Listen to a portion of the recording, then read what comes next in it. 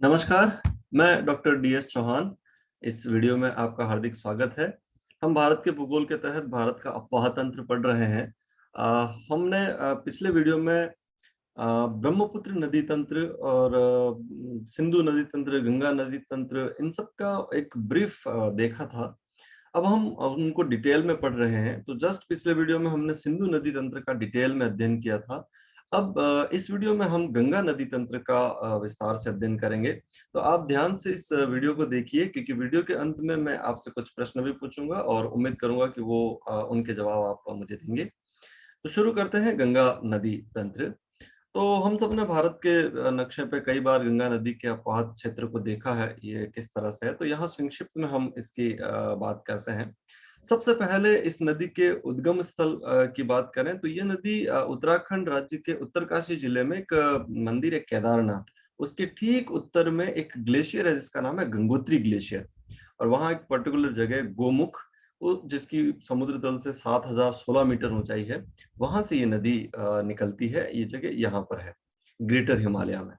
और उसके बाद ये नदी 2525 किलोमीटर अपना रास्ता तय करती है, जिसमें ये उत्तराखंड, फिर उत्तर प्रदेश, फिर बिहार, पश्चिम बंगाल, और उसके बाद ये नदी बांग्लादेश में चली जाती है। और यहाँ एक जगह है बांग्लादेश के अंदर, ग्वालंदो या ग्वालंदो, और दूसरी एक जगह और भी है, पबना।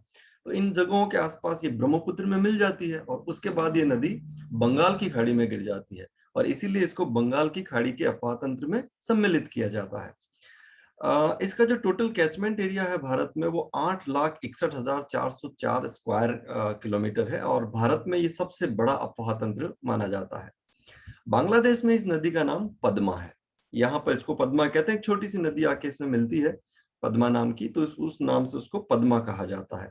तो इस तरह से ये टोटल 2525 किलोमीटर इसकी लंबाई होगी। हालांकि लंबाई हर किताब में आपको अलग अलग मिल सकती है, ये कभी फिक्स भी नहीं किया जा सकता, थोड़ा बहुत ऊपर नीचे मिलता रहता है। अब आप यहाँ पर देखिए, कुछ बड़े बड़े शहर हैं जो इसके किनारे पर हैं। ऋषिकेश और हरिद्वार, ये दोनों धार्मिक स्थल हैं विशेष तौर पर हिंदू धर्म के लिए। इसके अलावा इसके किनारे पर कानपुर, प्रयागराज, जो कि यमुना और गंगा के किनारे पर स्थित है। यह वाराणसी है, फिर पटना, और उसके बाद ये नदी जब बांग्लादेश में प्रवेश करती है उससे पहले इसकी एक शाखा अलग हो जाती है जिसको हम हुगली नदी कहते हैं, और ये पश्चिम बंगाल से होकर बहती है, और कोलकाता इसी हुगली नदी के किनारे पर स्थित है।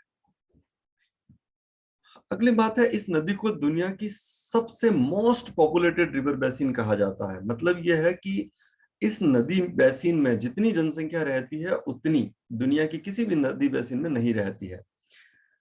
जैसे हम उदाहरण के तौर पर देखें तो यहाँ पर उत्तर प्रदेश एक राज्य है जो इसके बेसिन में स्थित है।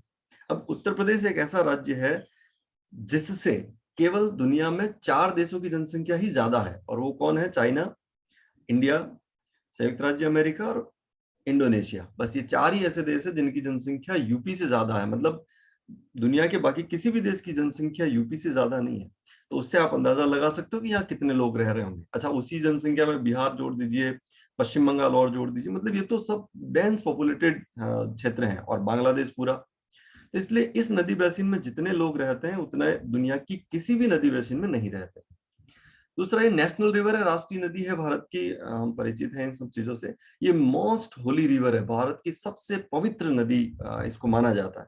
उसका कारण है कि हमारी मान्यताएं हैं, धार्मिक मान्यताएं, कि इस नदी को तपस्या के दौरान भगवान भागीरथ या राजा भागीरथ कहें, वो स्वर्ग से भारत इस धरती पर लाए थे। तो ये नदी स्वर्ग से धरती पर आई, तब ऐसा ना हो कि इस नदी की वजह से धरती को नुकसान पहुंचे, तो पहले शिव जी ने अपने सर पे लिया है उसको। और इसीलिए आपने ये इस तरह की इमेजेस कहीं देखी होगी जहां शिव जी के सर से एक धारा निकलती है। तो बेसिकली वो गंगा नदी है। तो पहले शिव जी के सर पे आई और उसके बाद वो फिर प्रवाहित होने लगी। इसीलिए हम कैलाश पर्वत और वो सारी जो जगह हैं यहाँ आसपास में, इधर ये सब, वो कैलाश पर्वत, मानसरोवर झील और ये, तो इनको पवित्र जगह मानी जाती है। हालांकि अभी ये ग्रेटर हिमालय से निकलती है अगर हम ज्योग्राफिकली देखें तो इसलिए शिव जी की ऐसी तस्वीर और ये राजा भागीरथ और ऐसा आपने देखा होगा। अब यहाँ आप देखिए, मैं इस कंसेप्ट को समझाता हूँ कि गंगोत्री किस तरह से। ये केदारनाथ मंदिर है। इस मंदिर के आसपास वाला ये जो उत्तरी भाग है वो ग्लेशियर कहलाता है, बर्फीला क्षेत्र है। ग्लेशियर का मतलब होता है हिमानी, बर्फ की नदियां। तो यहाँ क्या धीरे धीरे वो बर्फ सारी पिघलती रहती है और हजारों धाराएं छोटी छोटी छोटी बूंदों के रूप में यहाँ बहती है और फिर एक चैनल में होकर बहने लगती है। तो यहाँ वो एक चैनल बनता है जिसको हम गोमुख कहते हैं। अब हम आगे, जैसे हमने सिंधु नदी को शेरमुख कहा था, इसको गोमुख कहते हैं। फिर ये नदी आगे की तरफ बढ़ती है, यहाँ गंगोत्री मंदिर है इस जगह पे। और यहाँ देखिए ऊंची ऊंची पर्वत श्रेणियां हैं, क्योंकि ये ग्रेटर हिमालय है, बहुत ऊंची ऊंची पर्वत श्रेणियां। और यहाँ देखिए ये हजारों नदियां छोटी छोटी इसके अंदर मिलती है, सब देखिए सब रिवर्स हैं, छोटी छोटी नदियां। यहाँ पर भी आप देखिए ये ऊंचे ऊंचे पर्वत है और बीच में से होकर ये नदी बहती है इस तरह से। देखिए ये सारी नदियां हैं जो इसके अंदर मिलती है। मतलब ये है कि अगर हम एक कोई पिन पॉइंट जगह पता करना चाहें कि गंगा वास्तव में कहाँ से निकलती है, तो ये तो संभव नहीं है, क्योंकि या किसी भी नदी के लिए संभव नहीं है। पहले जब नदी उद्गम उस उत्पत्ति उसकी होती है तो छोटी छोटी धाराएं एक एक एक एक बूंद आके मिलती है, तो पता ही नहीं चलता कि वो मेन उद्गम कहाँ है। पर हम मोटे तौर पर कह सकते हैं कि ये ग्लेशियर है जहां से इस नदी का ओरिजिन होता है। अब देखिए जब ये नदी बांग्लादेश में बहती है और ब्रह्मपुत्र से मिलती है, और ब्रह्मपुत्र और गंगा ये दोनों मिलकर दुनिया का सबसे बड़ा डेल्टा बनाती है, जिसका हम सुंदरवन का डेल्टा भी कहते हैं। और ये जो डेल्टाई क्षेत्र है पूरा, ये पहले कभी था ही नहीं, यहाँ तो बंगाल की खाड़ी का विस्तार था। तो लेकिन ये नदियों ने इस हिमालय से इतना मलबा बहा के लाया और यहाँ पर ये सारा मिट्टी जमा कर दी। तो ये बांग्लादेश और पश्चिम बंगाल तो पहले थे ही नहीं, तो बाद में इसके डेल्टा से बने हैं। तो आप सोचो कितनी पॉपुलेशन इस डेल्टा में रहती है। हम यहाँ ये भी कह सकते हैं कि इतनी जनसंख्या दुनिया के किसी और डेल्टा में नहीं रहती जितनी यहाँ पॉपुलेशन रहती है। और ये चापाकार डेल्टा है, अभी भी बढ़ रहा है, अभी भी ग्रोइंग है, मतलब इसका विकास जारी है, आगे की तरफ इसका क्षेत्रफल बढ़ रहा है।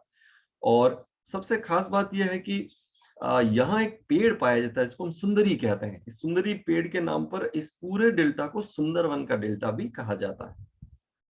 और यहाँ न्यूएस्ट सॉइल पाई जाती है, नवीनतम मिट्टी, सबसे नवीनतम मिट्टी यहाँ, क्योंकि हर साल ये नदियां इस मिट्टी को यहाँ लाके बिछाती रहती है डेल्टाई क्षेत्रों में। अब हम वापस उत्तराखंड चलते हैं और इस नदी के उद्गम को थोड़ा डिटेल में समझने की कोशिश करते हैं। तो ये उत्तराखंड का मानचित्र है और यहाँ आप देखिए, यहाँ एक जगह है केदारनाथ, और ये गंगोत्री ग्लेशियर वाला हिस्सा है पूरा। और इस गंगोत्री ग्लेशियर से जो पानी निकलता है वो गंगोत्री से होता हुआ यहाँ देखिए इस तरह से बहता है, और इस नदी को हम भागीरथी कहते हैं, और यहाँ तक वो आती है। इसी बीच भिलंगना नदी आके भागीरथी में मिल जाती है। दूसरी एक नदी यहाँ देखिए, यहाँ एक शतोपथ ग्लेशियर है, ये भी उसके पास ही है वो मंदिर केदारनाथ जो है।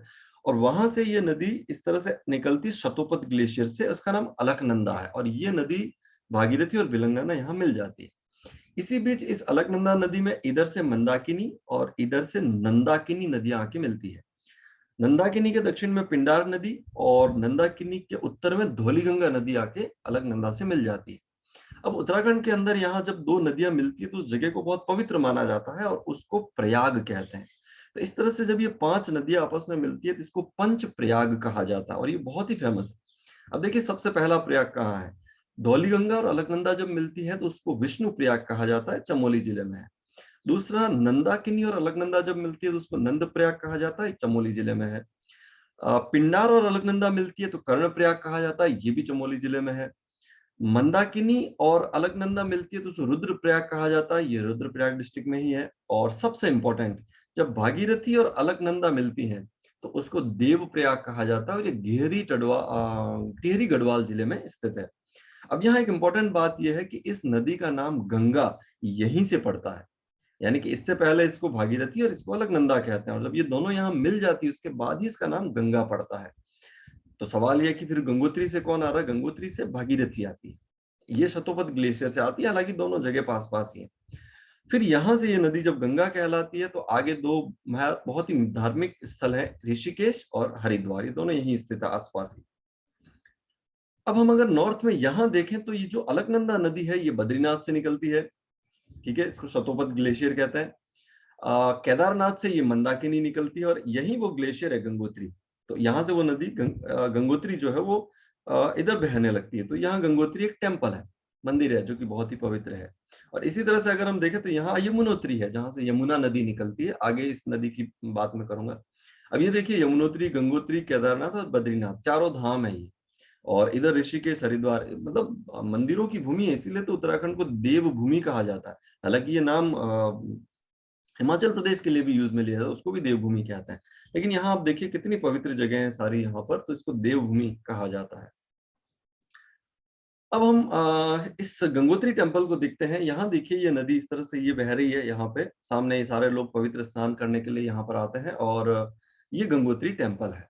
ठीक है, ये पिक्चर मैंने ही ली है, मैं यहाँ गया था एक बार, तो काफी अच्छी जगह है, ऊंचे ऊंचे पर्वत हैं और बहुत सुंदर जगह है ये, और धार्मिक दृष्टि से भी बहुत पवित्र जगह हम इसको मानते हैं गंगोत्री, और ये टेम्पल है गंगोत्री का, और यहाँ आप ध्यान से इसको देख सकते हैं।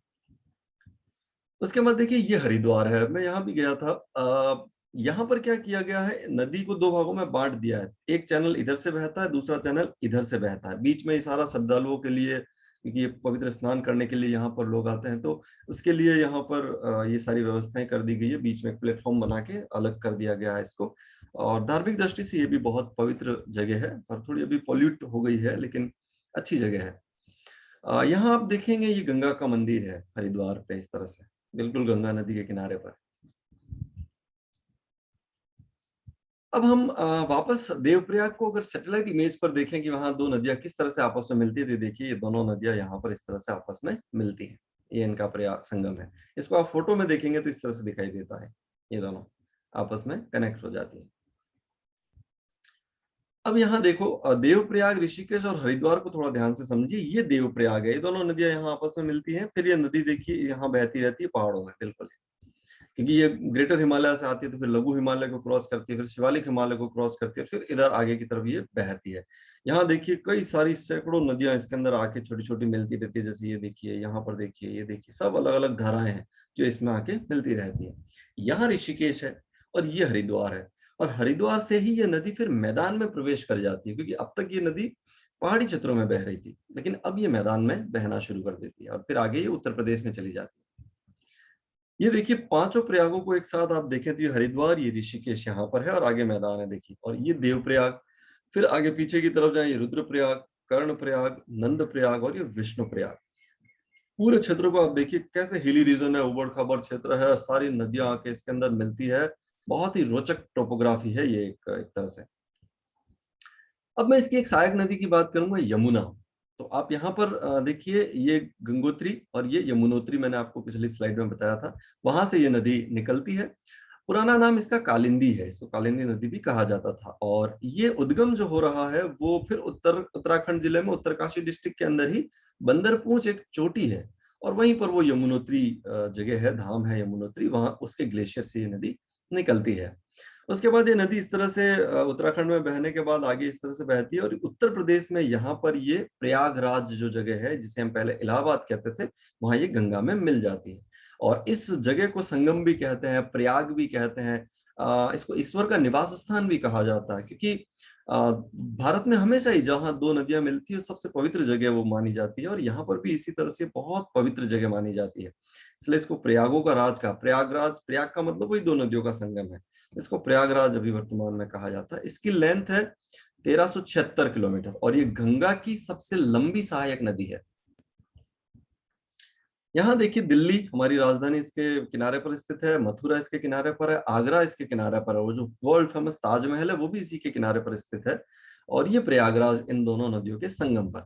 अगर इस प्रयागराज को हम सैटेलाइट इमेज पर देखें तो इस तरह से दिखता है, देखिए ये गंगा नदी आ रही है, यहाँ गंगा नदी का पानी काफी बिखर जाता है, चैनलाइज हो जाती है, और यमुना इधर से आती है, दोनों यहाँ मिलती है, और ये देखिए बीच में पूरा इलाहाबाद है या प्रयागराज है, इसके दो तरफ तो गंगा बहती है और एक तरफ यमुना बहती है, और बीच में ये पूरा प्रयागराज वाला हिस्सा है, यहाँ पर बहुत पवित्र जगह है। धार्मिक दृष्टि से देखें हम तो हिंदू धर्म, खूब सारे टेम्पल यहाँ पर हैं।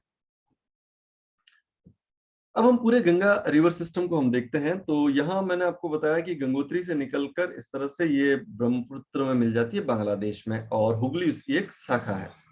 अब अगर हम इस नदी का पानी किस तरफ जा रहा है उधर मुंह करके खड़े हो जाए, मतलब इधर मुंह करके खड़े हो जाए, तो इधर वाला जो किनारा है वो नदी का लेफ्ट बैंक कहलाएगा, और इधर वाला जो किनारा है वो नदी का राइट बैंक कहलाएगा।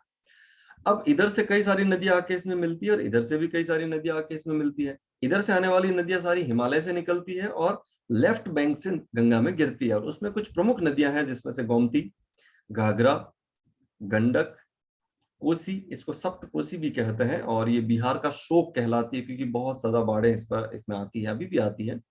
ये महानंदा, ये अंतिम नदी मानी जाती है हिमालय से निकलकर गंगा में गिरने वाली, इसको महानंदा नदी कहते हैं। तो ये इधर लेफ्ट हैंड से गिरने वाली नदियां थी। अब इसी तरह से अगर हम देखें तो राइट हैंड से गिरने वाली नदियां, ये यमुना, ये मैंने कहा आपको कि गंगा की सबसे लंबी सहायक नदी है। और दूसरी बात है कि ध्यान रखना कि हिमालय से निकलकर राइट हैंड से गंगा में मिलने वाली ये एकमात्र नदी है। प्रश्न पूछा जाता है, अकेली ऐसी नदी है जो राइट हैंड से निकलती है, हिमालय से निकलती है और राइट हैंड से गंगा में मिलती है। इसके अलावा राइट हैंड से गंगा में मिलने वाली बाकी नदियां दक्षिण के पठार से निकलती है, जैसे इधर हमारा अरावली या विंध्याचल और इन सब पठार की बात करें तो उसमें प्रमुख नदियों में चंबल है जो यमुना में मिल जाती है, बनास है जो चंबल में मिल जाती है, सिंध, ये बेतवा, ये कैन, ये तोमसा, इस तरह से सोन। तो ये सारी कुछ ऐसी प्रमुख नदियां हैं जो इधर से निकलती है। एक यहाँ छोटा नागपुर के पठार से निकलकर दामोदर नदी है जो सीधी पूर्व की तरफ बहती है और हुगली नदी में मिल जाती है जो इसकी एक ब्रांच है। तो ये पूरा जो क्षेत्र है ये गंगा नदी का अपवाह क्षेत्र है। अब इसमें कभी कभी पूछा जाता है कि गंगा की कौन सी नदी लेफ्ट हैंड से आके मिलती है, कौन सी राइट हैंड से आके मिलती है, ऐसा प्रश्न पूछा जाता है।